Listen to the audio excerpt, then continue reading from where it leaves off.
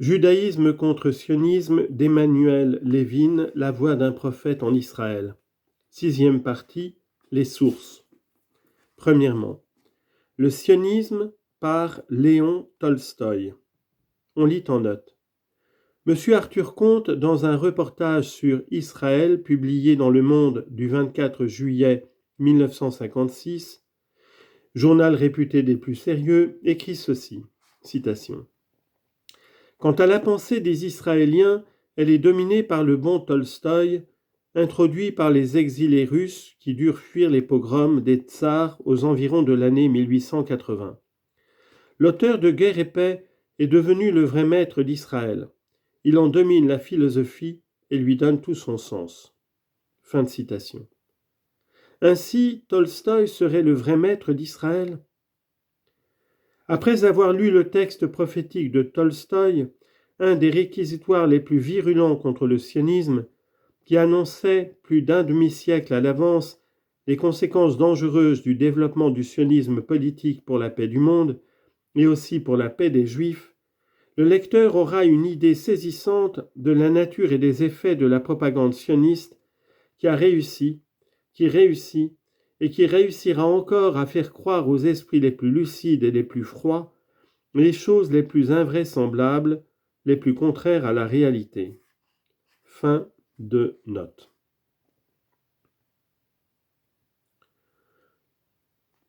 Texte de Léon Tolstoï sur le sionisme. Ce mouvement m'a toujours intéressé, non parce qu'il donne à son peuple une solution de sa pénible situation, cette issue il ne la lui donne pas, mais parce qu'il est un exemple frappant de l'immense influence que peuvent parfois subir les gens qui ont beaucoup vécu et ont éprouvé dans leur vie toute la vanité d'une certaine aventure. Sous nos yeux, un peuple ancien, intelligent, pourvu d'une grande expérience, qui a souffert longtemps des maux les plus terribles de l'humanité, maintenant, de nouveau, en tombe malade. En lui renaît à nouveau la soif d'avoir un gouvernement et le désir mauvais de gouverner, de jouer un rôle. Il désire se parer à nouveau de tous ces accessoires du nationalisme, avec ses troupes, ses drapeaux, sa formule à lui, en tête des arrêts des tribunaux. Il me semble parfois que tous ne sont pas saisis de cette sombre passion qui mène les hommes à leur perte, à la ruine et à l'épuisement, et à l'arrêt inévitable du travail fécond de l'esprit. Je pense que seule une partie du peuple, la plus faible et la plus impressionnante, qui aime philosopher et qui envie l'éclat mensonger des nations européennes, souffre de cette maladie, d'une résurrection qui est en réalité de la dégénérescence. Le véritable esprit israélite est contraire à l'idée d'une patrie bornée à un territoire. Il ne veut plus du vieux jouet qu'est l'État, et une fois pour toutes il y a renoncé. Je ne puis sans attendrissement me rappeler la jolie légende d'un sage hébreu de l'époque de la chute de Jérusalem. Il avait rendu un grand service à Vespasien, et celui-ci en récompense lui promit de lui accorder tout ce qu'il demanderait. Quelle belle occasion de demander la fin du siège de l'ancienne liberté du pays. Mais le sage dit, « Permets-moi d'aller avec mes disciples dans la ville de Yabné et de fonder là une école pour l'étude des livres saints. » Cette demande du sage était étrange et folle pour le Romain nourri dans les guerres et les massacres. Mais c'était une belle réponse consciente de la grande élévation de tout le peuple. Le sage avait compris le mystère sacré de l'esprit et demandait ce qui en apparence était très peu. Ce peu était le grain de moutarde qui est très petit, mais qui donne une très grande plante.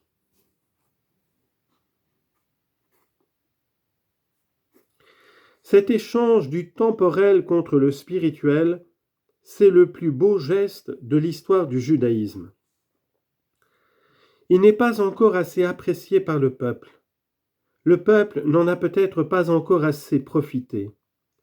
Mais le peuple le sent par toutes ses fibres et il refuse de se jeter dans une ancienne aventure étrangère à son âme. Ce n'est pas la terre qui est sa patrie, c'est le livre. Et c'est un des spectacles les plus admirables de l'histoire. C'est la meilleure vocation qui puisse entraîner un homme. Plongé dans le livre, il n'a pas vu les siècles s'écouler sur sa tête. Il n'a pas vu comment les peuples paraissaient et disparaissaient de la terre, comment de nouveaux pays étaient découverts, comment la vapeur s'élevait de la terre, tandis que la fumée noire des cheminées d'usine cachait le ciel clair aux hommes, à ces hommes qui, dans leur aveuglement, marchaient sous le lacis épais des fils par lesquels la force muette mais impitoyable de l'ambre transporte des nouvelles plus terribles, plus cruelles, plus folles l'une que l'autre. Ce torrent de civilisation qui aboutit au gouffre et enflamme en l'homme le désir misérable des jouissances n'a pas atteint le grand vieillard occupé à la lecture du livre auguste. Et seule l'écume de ce torrent tache les pages saintes des souillures de la raillerie et de l'athéisme. Les chefs du sionisme font partie de cette écume car ils négligent orgueilleusement la question religieuse et ne s'occupent que d'émigration et de politique et d'émigration. D'abord, rassemblons-nous de tous les côtés, disent-ils, et ensuite nous penserons à la religion. Ce n'est ni naturel ni intelligent et nullement du goût du peuple juif. Je me rappelle le magnifique chapitre du Deutéronome où, après les paroles foudroyantes de la malédiction et de la bénédiction, le jeune esprit du peuple, naissant, prononça des paroles d'une signification profonde. Citation. « Or quand toutes les choses que je t'ai montrées seront venues sur toi, soit la bénédiction, soit la malédiction, et lorsque tu les auras rappelées dans ton cœur parmi les nations vers lesquelles l'Éternel ton Dieu t'aura chassé, et que tu te seras converti à l'Éternel ton Dieu, et que tu auras écouté sa voix, toi et tes enfants, de tout ton cœur et de toute ton âme, selon que je le commande aujourd'hui, l'Éternel ton Dieu ramènera tes captifs et aura compassion de toi. Et il te rassemblera de nouveau d'entre tous les peuples, parmi lesquels l'Éternel ton Dieu t'avait dispersé. Quand tes dispersés seraient au bout des cieux, l'Éternel ton Dieu les en tirera et les rassemblera. Et l'Éternel ton Dieu te ramènera au pays que tes pères auront possédé, et tu le posséderas. Deutéronome chapitre 30, versets 1 à 5. Les chefs du sionisme raisonnent autrement. Ils paraissent vouloir tenir le rôle de Dieu. Ils veulent séparer les Juifs de tous les autres peuples, les conduire dans le pays de leur père, et une fois là, demander à Dieu de prendre soin d'eux.